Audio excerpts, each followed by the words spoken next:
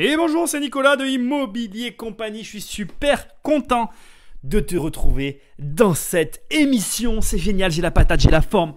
J'espère que toi aussi, tu as la patate, tu as la forme. On va s'éclater. Aujourd'hui, on va parler de acheter beaucoup d'appartements. Alors, le sujet, c'est acheter beaucoup d'appartements. Je sais, ça ne fait pas vraiment une phrase.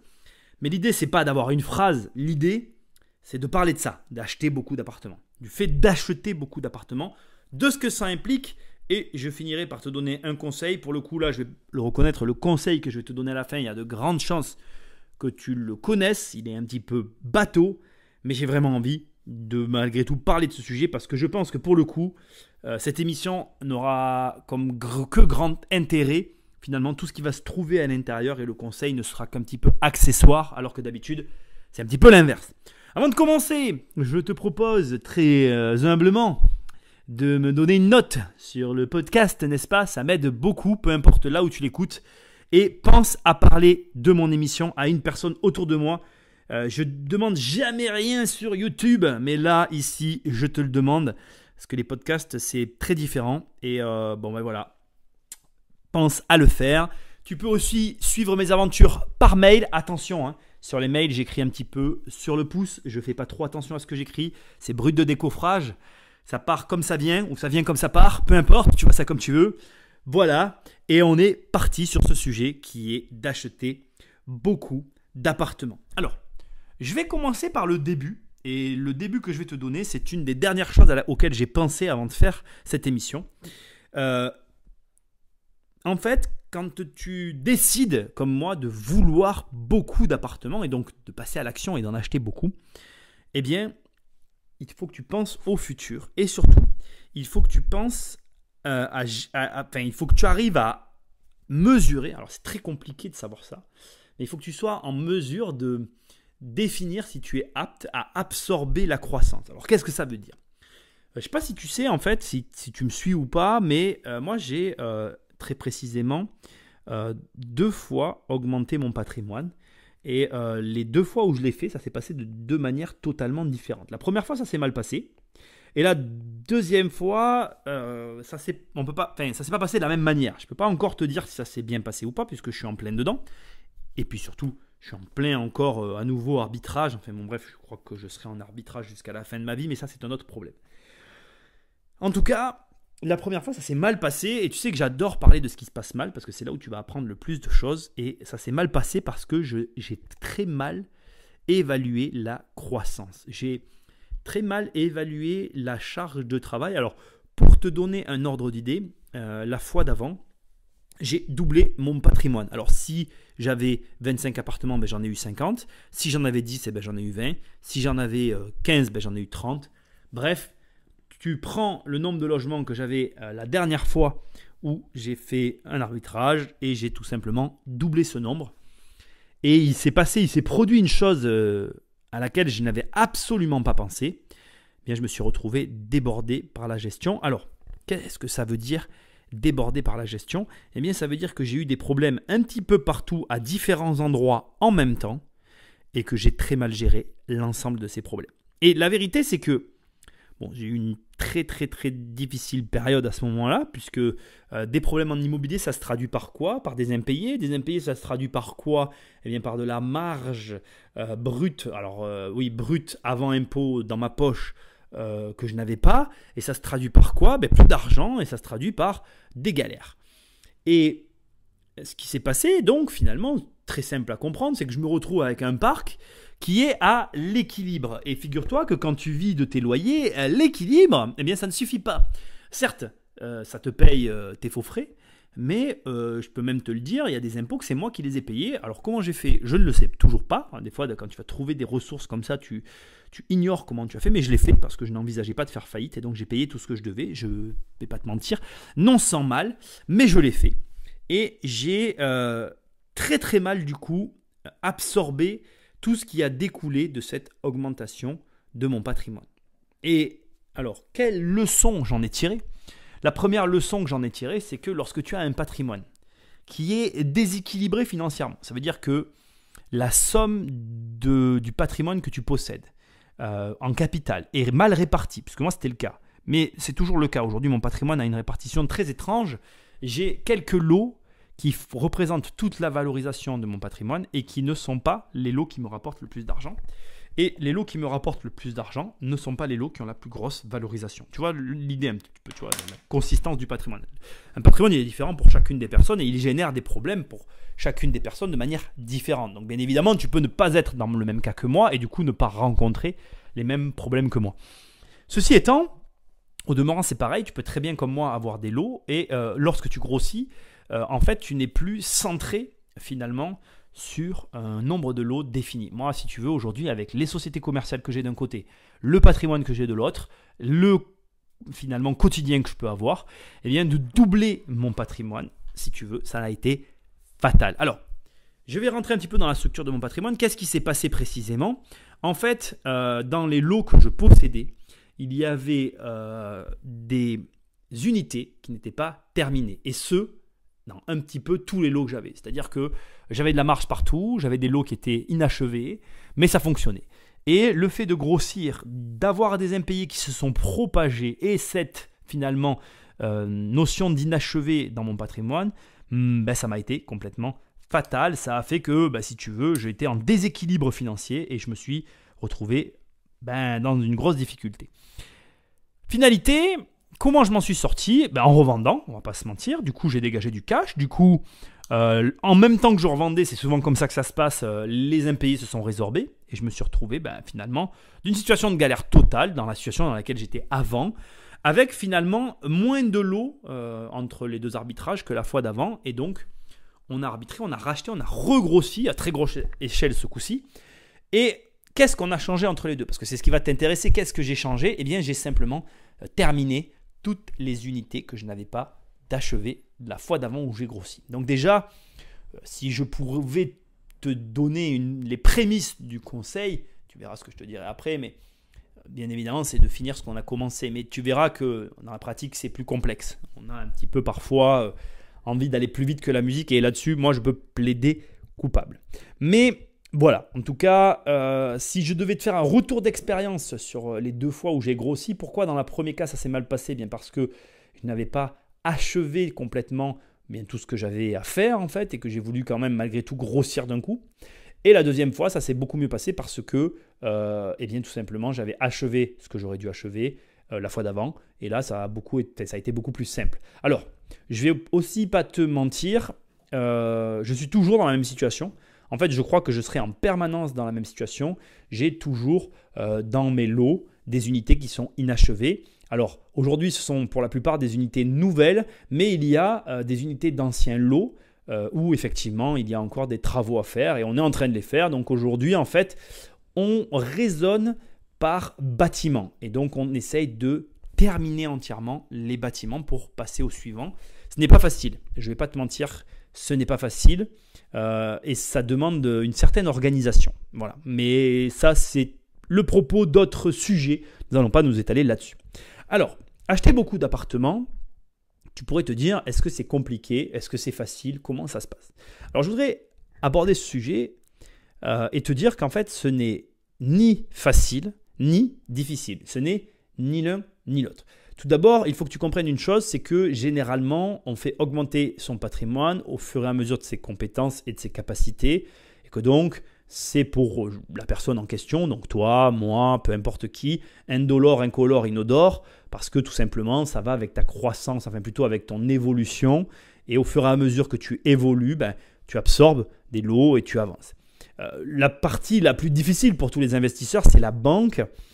Mais ça, après, en fonction de ta manière d'aborder les choses, moi j'ai une manière très singulière d'aborder la banque. D'abord, je suis issu du système bancaire, je me considère comme un financier et plus précisément comme un leveur de fonds. J'estime que c'est mon métier, que c'est ce que je devrais faire à longueur de temps et c'est ce que je tends à faire à longueur de temps. Lever des fonds, aller chercher des fonds, c'est ce que est censé faire un investisseur, c'est son travail principal. Le reste doit être délégué à terme. Et ça, c'est un autre débat, c'est le sujet d'une autre émission. Donc ce n'est ni facile ni difficile en réalité, j'ai envie de te dire, ça suit ta courbe. Et du coup, comme je t'ai dit, incolore, inodore, indolore. Tu ne devrais pas ressentir pas plus de facilité que de difficulté. Or, les difficultés dont j'ai fait état tout à l'heure qui sont essentiellement dues finalement à ta gestion et à ta personne. Et d'ailleurs, j'en viens au point de cette partie-là qui consiste à dire que finalement, si c'est difficile, c'est souvent à cause de toi. Et si c'est facile, c'est souvent grâce à toi. Et il faut que tu comprennes une chose, la manière dont tu vas vivre le processus, facile ou difficile, va te donner un avis sur la question. Et si je suis un petit peu, comment dirais-je, révolté parfois par les propos qui peuvent être tenus sur le web par rapport à l'immobilier, c'est parce que j'ai vécu le cursus immobilier du côté difficile.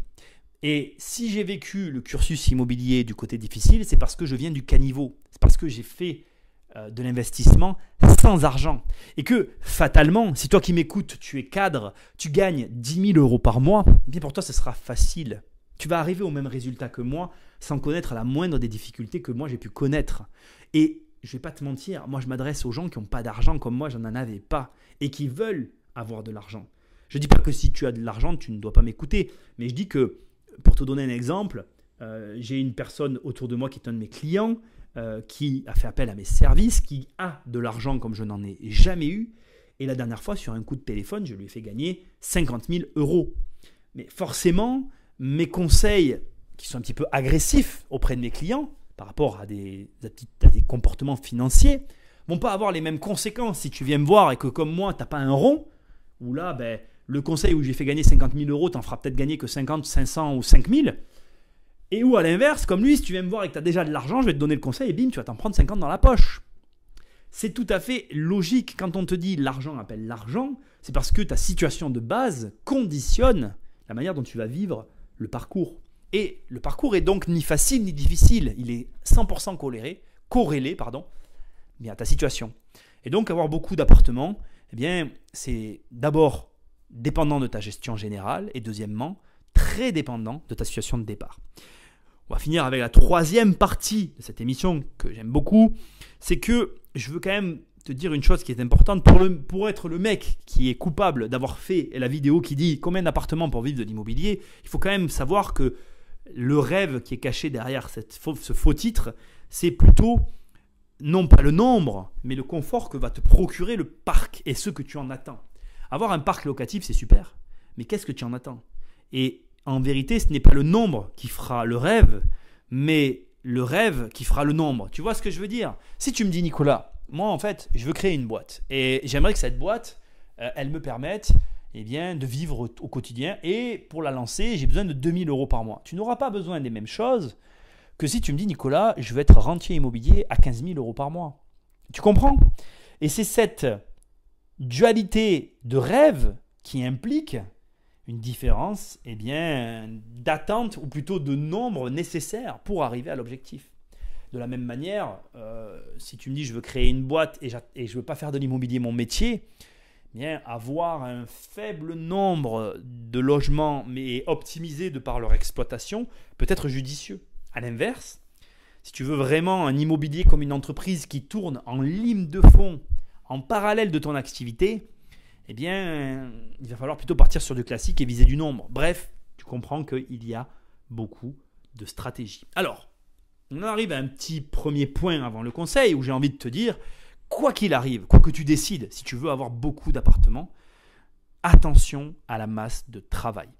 On ne va pas se mentir, avoir beaucoup d'appartements, ça génère une certaine masse de travail, ça génère un certain volume, ou en tout cas non, plutôt, je vais te dire comme ça génère la nécessité que tu sois engagé dans ce processus et il te faut en avoir conscience. Tu ne vas pas pouvoir décider de te lancer dans un projet de construire un gros patrimoine si tu crois qu'il n'y a rien à faire derrière. Alors, là encore, je vais revenir sur le point où j'ai dit tout à l'heure, ta situation de base, si tu viens me voir et que tu me dis j'ai 5 millions d'euros, moi j'ai des clients qui ont comme ça de très gros capitaux, bien évidemment qu'on ne va pas construire la même machine dans le même délai que si tu viens me voir et que tu es une personne qui est au SMIC. Moi je pars encore une fois du postulat de personnes qui sont au SMIC. Ok ?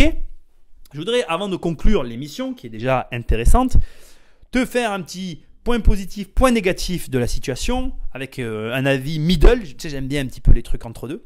Et après, on finira sur le conseil. J'espère que ça t'intéresse. Moi, j'aime bien ce genre de sujet. Je voudrais te dire que déjà, les points positifs d'avoir un gros parc immobilier, c'est bien évidemment le volume confortable que cela génère, parce que tous les mois, tu vas avoir des revenus et cette récurrence génère un certain confort. Ce volume génère un certain confort. Ensuite, ce confort implique des possibilités. Confort financier égale possibilité financière. C'est basique, mais c'est bien là. Tout ça, ce gros cumul, ça a créé un sentiment de sécurité. Et ça aussi, c'est génial. Et ce sentiment de sécurité en fonction de ton profil va te permettre soit de prendre des risques et d'être agressif dans ta partie entrepreneuriale, soit de te reposer sur tes lauriers, mais ça on le verra dans le côté négatif.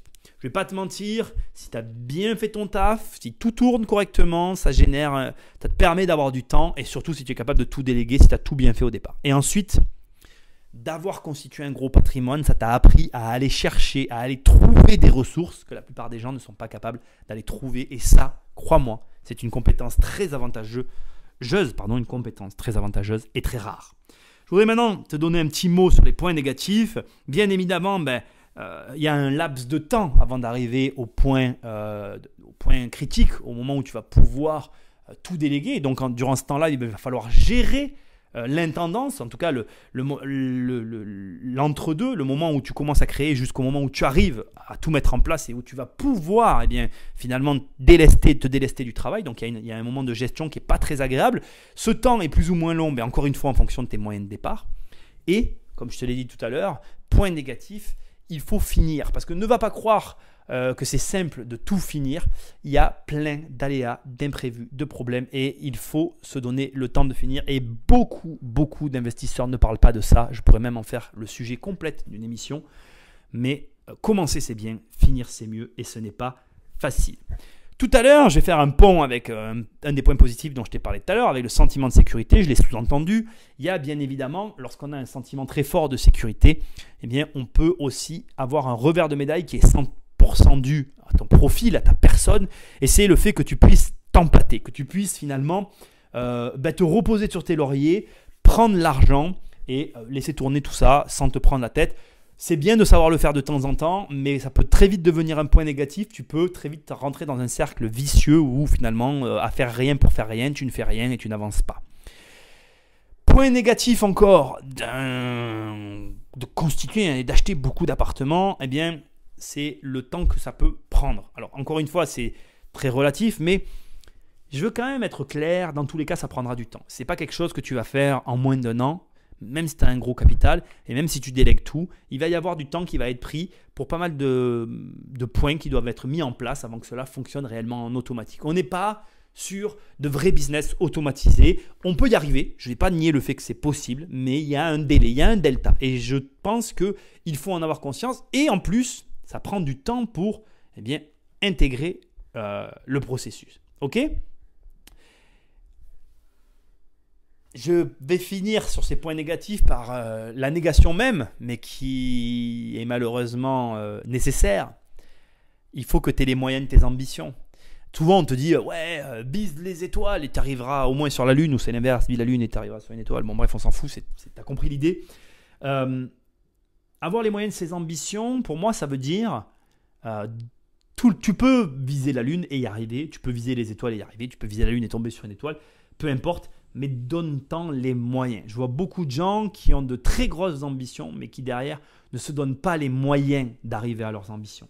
Et avoir une très très grosse ambition, c'est bien, mais sans donner les moyens, c'est mieux. Et du coup, moi je serais sur ce coup-là un peu modéré. Je vais dire une chose que je dois penser qu'à moitié en réalité, mais je vais quand même la dire. Ça ne sert à rien dans un premier temps d'avoir de très grosses ambitions si ce n'est pas pour en être capable, tu vois. Moi, quand j'ai voulu reprendre le sport, après pas mal de temps d'arrêt, je n'ai pas repris directement le sport. J'ai franchi des étapes qui étaient nécessaires pour m'assurer qu'au moment où j'allais reprendre le sport, je le reprendrais sérieusement. Parce que si je l'avais fait d'un coup, il y a de grandes chances que je n'aurais pas tenu. Aujourd'hui, si j'arrive à tenir, c'est parce que je pense, je me suis donné les moyens de mes ambitions. J'ai essayé d'être réaliste par rapport à ma situation et de me laisser le temps de franchir ces étapes pour arriver au résultat que je convoitais. Pour finir, un petit point au milieu qui est ni pour ni contre, que j'ai envie de dire, C'est génial d'acheter des immeubles avec des apparts à l'intérieur. C'est encore mieux d'acheter des beaux immeubles avec des beaux appartements. Et ça me fait kiffer. Et je pense que si tu es avec moi, tu kiffes aussi ça. Moi, j'adore acheter des beaux logements. J'adore avoir et faire des beaux bâtiments. C'est vraiment un vrai plaisir. Et honnêtement, pour moi, tous les points négatifs que je t'ai donnés, ça n'en est pas en fait. Ça fait partie du jeu, je l'accepte totalement. Et je crois que si tu es passionné et que les points négatifs pour toi n'en sont pas, eh bien tu sais que tu peux viser la lune et que tu arriveras dessus et que tu trouveras les ressources et les moyens nécessaires pour arriver à tes ambitions. Moi, je sais qu'acheter des beaux logements, pour moi, c'est vraiment la panacée, c'est le kiff total. J'adore ça et je ne m'en lasse pas. Donc voilà. On va finir avec le conseil de tout ça. C'est évident, je pense que tu l'as compris, c'est la trame de toute l'émission, mais c'est d'y aller par étapes. Quoi que tu veuilles comme patrimoine, avance par étapes sur ton patrimoine. Ne cherche pas à te dire « je vais avoir le plus gros patrimoine possible, le plus vite possible ». Je sais que c'est tentant, je sais qu'il est possible effectivement d'atteindre une certaine forme de revenu en 1 an ou 2 pour certaines personnes avec des gros revenus. Et pourtant, je ne suis pas vraiment pour en fait. Je ne suis pas vraiment pour parce que ça fait plus de 10 ans que j'ai du locatif. La plupart des lots que j'avais il y a plus de 10 ans maintenant ont été vendus, je ne les ai plus.